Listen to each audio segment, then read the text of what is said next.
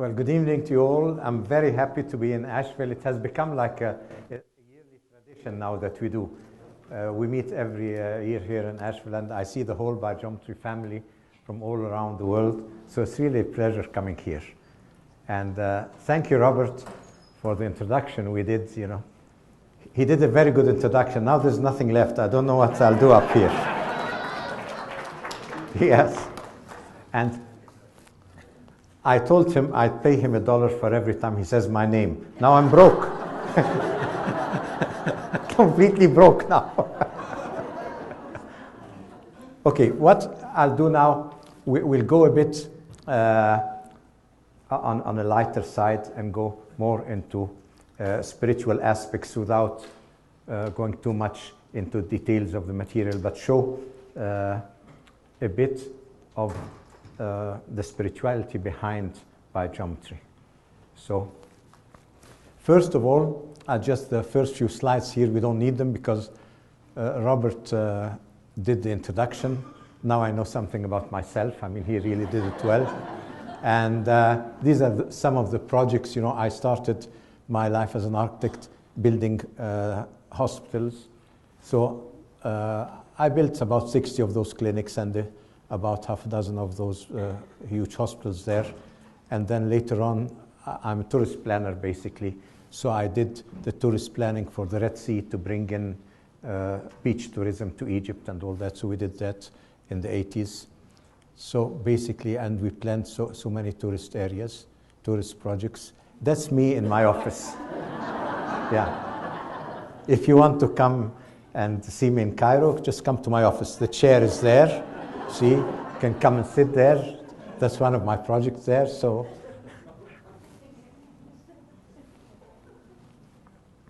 okay, and that's my book.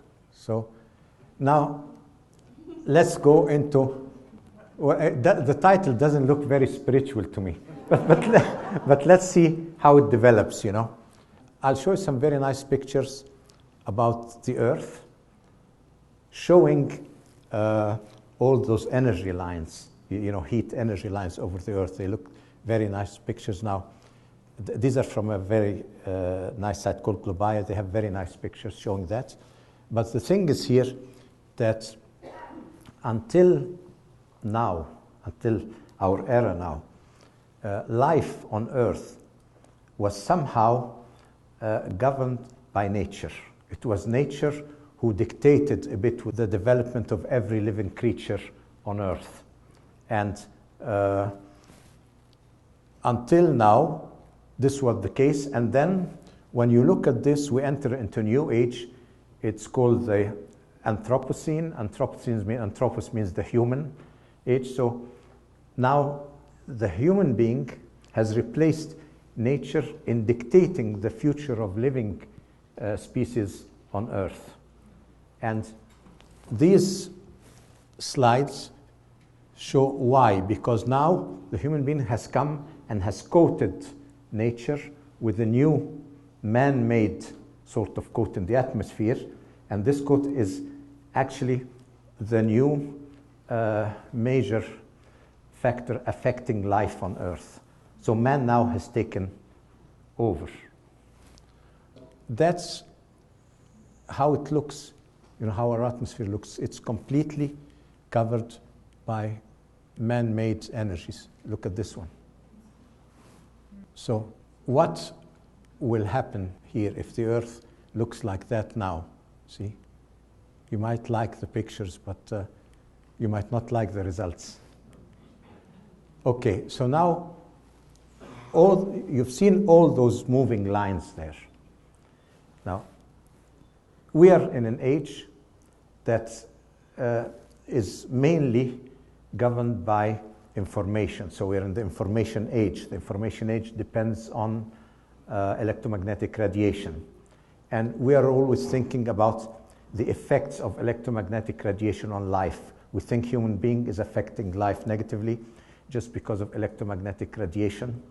And so we think that if I'm far enough from a cable and I'll be safe, or if I can measure the electricity about a certain level, I'm safe. We're thinking of this age only from the side of electromagnetic levels I can measure with my devices.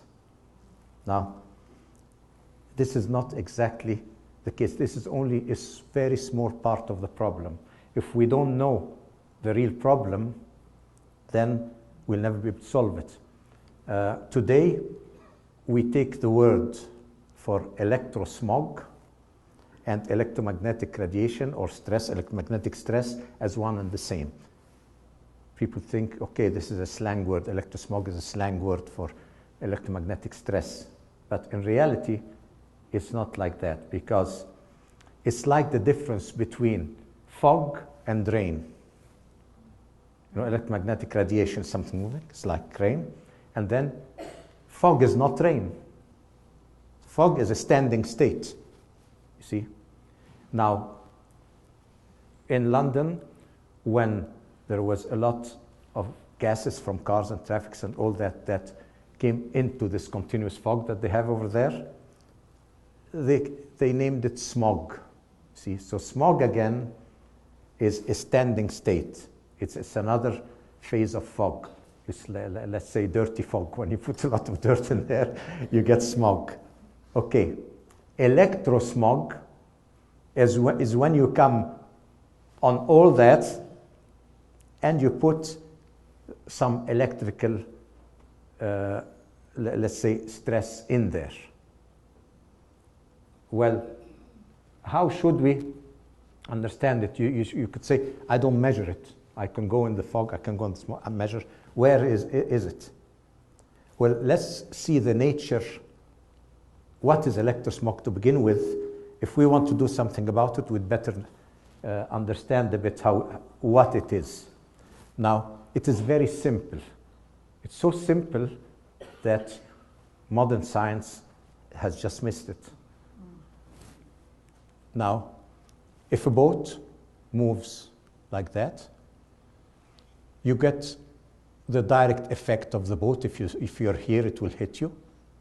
That's the first direct effect. The second effect, okay, if you go away from the boat like that, you have those waves here. But if you go far enough here, you think you're safe. And that's how we look at the problem. But in reality, what happens is if you go even 1 mile away and you have an object in the water, you'll find that you have those slight waves coming and the object moving like this, you see.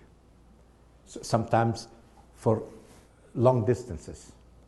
So there is a secondary effect from any motion that is like what we call compression waves. Compression waves are very simple, are those waves that come from any motion in any medium. For example, sound is a compression wave.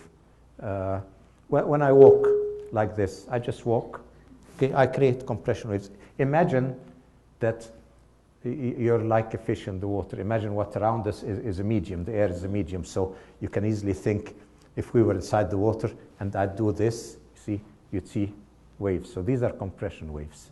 They're like, compression waves are very similar to sound waves. So as everything is moving in the universe, that means everything is creating compression waves around it.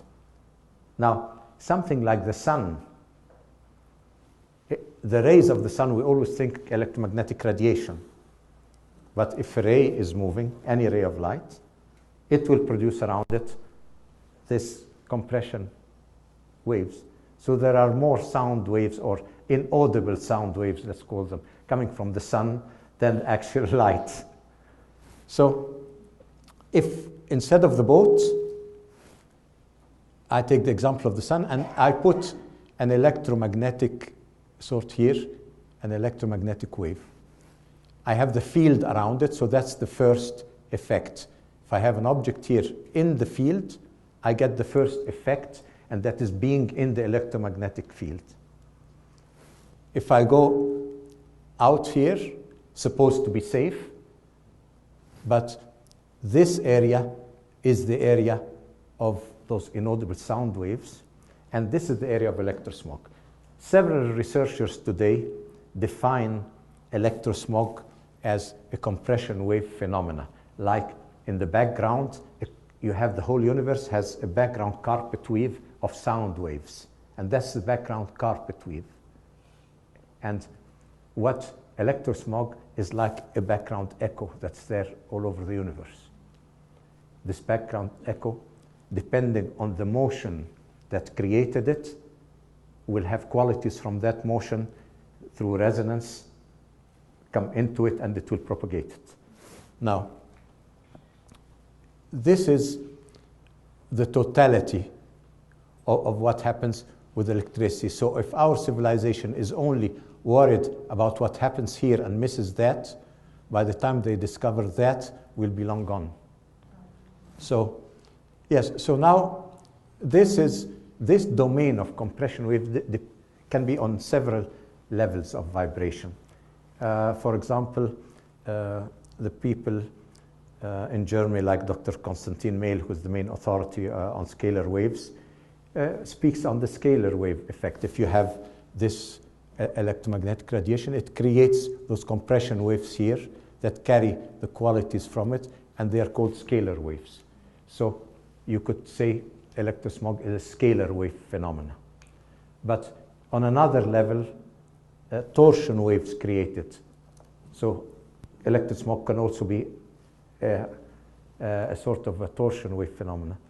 It could be any one of those levels.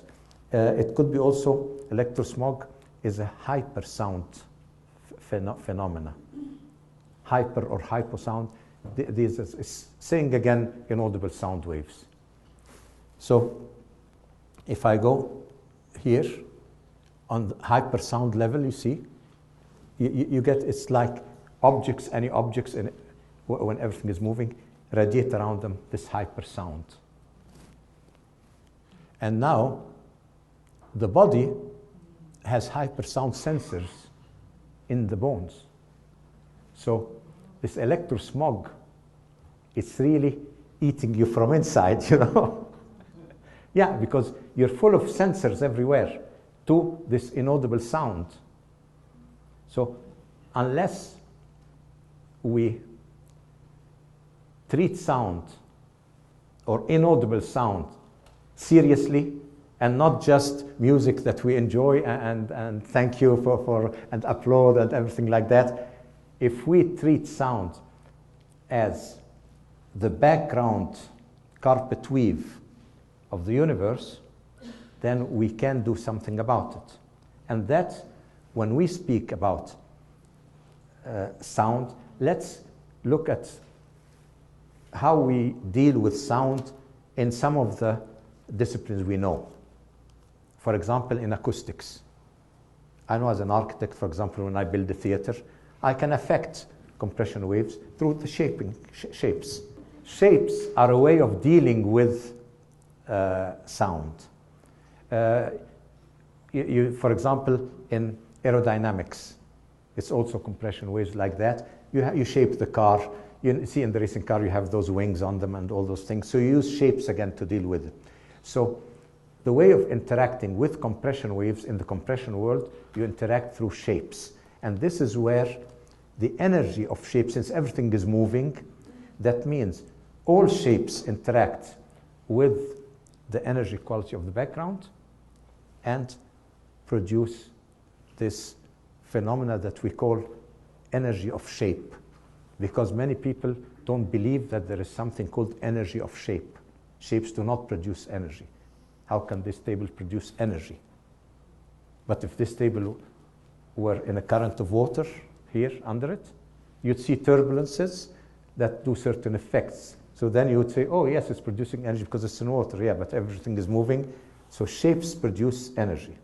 But now we are not concerned about quantitative aspects of energy because our bodies are not interested on this one unless it's really overwhelming.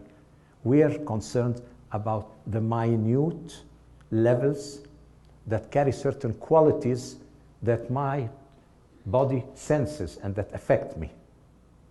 So shapes, let us take an example. You all know that when you have a prism, a crystal prism like that, and light goes through it, on the other side you get colors. I don't have to put a slide for that, and we all know that. So on one side, you have quantitative, you know the frequency of light. But on the other side, you see colors. Colors are not out there. They don't exist out there. It's the effect of this radiation levels, or let's say wavelengths or frequencies on our brains, and we produce the color. So color is a quality. The word quality means interaction. Quality means something has to interact with something. It's the quality of an effect. Effect produces quality. Anyhow, the main, let's say, the main definition of energy is the ability to produce an effect. So anyhow, energy is defined through its qualities, through its effect on other things. It's not defined in itself. Until now, we don't know what energy is. Richard Feynman, our famous physicist, says we use energy in everything in life, and we still don't know what it really is. So now, if color is quality, every color through the different angle gives a different color.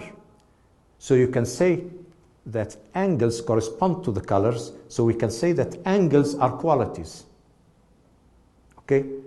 Now, if angles are qualities, angles are the components of form. Angles are components of any shape. Well, okay, then it means shapes are qualities. So shapes are frozen qualities out there. So every shape there, by its proportion, by all that, is a frozen quality that affects the environment. Now, if we have a science of quality with which to design the shape and bring harmony to environment, problem solved. See? So it's very easy to shift and see every shape as a quality emanating in the environment. And that is biogeometry. But biogeometry goes a step further. We don't want any quality. We want a harmonizing quality. So biogeometry should reproduce the harmonizing quality that Robert introduced, which is the harmonizing quality found in sacred power spots that can actually, where sick animals go and get healed, where some animals, when they feel they're dying, they go in such power spots because they know this is their doorway to the other side.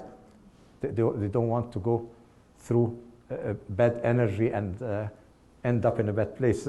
Even animals, they know better than we. I mean, they go there and find the right doorway. So if we take that energy quality, this balancing energy quality, and put it in all the design of our shapes, then all our shapes become quality emitters, and then everything becomes a sacred power spot. So then the act of designing a shape or building a building or doing something becomes a sacred ritual. And that's how it was in ancient times. You couldn't design. An architect couldn't just start on a project. He had any sacred ritual, means you have to do prayers, you have to fast for so many days. Sometimes it was 28 days for fasting. And then when you were ready, you could start the design. Well, I mean, we've forgotten that today, you know. Yeah, the client can't wait 28 days for you, you know, till you prepare yourself. So this is, I just went a bit to explain now, very important, how any shape could actually be called sacred, be called spiritual. Now, this design principle exists already. It exists in all natural shape. Nature designs that way. Now, if I was here with you and I wanted to speak to you about biogeometry or any other subject, and I didn't speak any language that you spoke, I wouldn't be of much use, you know. I could as well just dance for you or do something, but Yeah, but I wouldn't be of much use. Okay, now imagine that we are born and live all our life, and there's a divine hand writing and designing all the shapes of nature in front of us, and nobody reads. We don't read. So what are we doing here? Yeah, what are we doing here? We're actually, you say, no, I read and write. Okay, it's like you standing in the mirror speaking to yourself. It's humanity speaking to itself and forgetting about nature. But the divine pen that writes, nobody reads. So how can you live in harmony with nature if you don't read its language? So we have to start understanding, reading the language of shape and learning the forming process of nature. Otherwise, there's no going forward. So look at nature. When nature designs, you see, when nature is dictating life on Earth, the bird doesn't have the free will I have, but it's a better architect. It's by far a better architect. Imagine now, the bird is building a nest out of very, very fine things like strings like that that have no power to build something, I mean, very fine, but they're put together, threaded together in such a way that they build the nest. Okay, this is a structural, it's a very advanced structural way of doing something, but that's our way of, let's say, thinking technologically. It's not about that. It is about how the nest is designed in a way to amplify and protect the energy of the bird and the eggs. So it's like a second home, because nature, on every level, it does this design. When nature designed humanity, the same thing that happened here, it's in the design of a woman. Why do we look at women as sacred? All the women now are now smiling. Women are sacred, huh? Don't believe all what I say. I mean, this is just for the lecture. Yeah, I mean, yeah, because it sounds good in the lecture. So, but if a woman carries a sacred cave inside, a womb with sacred water inside that womb, medicine is slowly discovering what it can do from that water to cure things. But imagine a sacred cave with sacred water that has healing properties. That means the fetus in there is protected in the hands of the universe, in the hands of divinity, even protected from the mother herself. But the mother herself is the carrier of a cave. So this is the house. A house is something that is in the hands of divinity, something that protects you. So here we have the house, and then the shape of the egg. Of course, when nature creates the egg, if you make the egg just a circle, it would be in perfect balance, but it would be, the energy in it would be too static. Then you take two centers and you have an ellipse. Already you have a duality in there working, but it's still static duality a bit.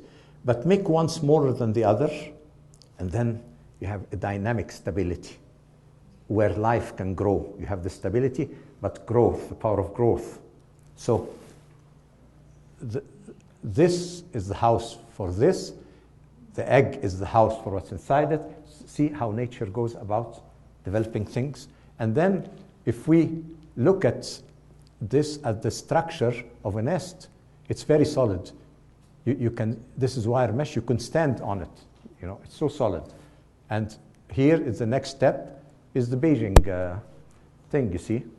It's based on the bird nest. So Did we learn a lesson from the bird nest here?